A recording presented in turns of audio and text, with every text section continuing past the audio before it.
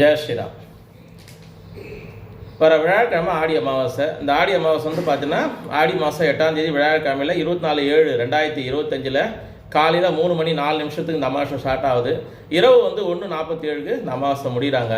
ஒரு வியாழக்கிழமையில் குரு நட்சத்திரத்தில் ஒரு வியாழக்கிழமை வருது மிக சிறப்புடையது. ஏன்னா குரு 4 வருது, குரு நட்சத்திரமும் அதில் வந்து இணைஞ்சு வருது. இது ரெண்டுமே இணைஞ்சு வர்றதுனால ரொம்ப நன்மை பயனை ஏற்படுத்தி கொடுக்கும். எப்பவுமே அமாவாசை நாளில் காலைல எழுந்து இந்த 3 அமாவாசையில் மிக சிறப்பு. எல்லா 12 அமாவாசை இருந்தாலும் கூட இந்த 3 அமாவாசை மிக சிறப்புடையது. இதில் முதல் அமாவாசை பார்த்தா ஆடி அமாவாசை. இது வந்து பார்த்தீங்கன்னா சந்திரன் தன் சொந்த வீட்டிலிருந்து நடத்துகிறாங்க. இது வந்து மிக சிறப்புடைய அமாவாசை.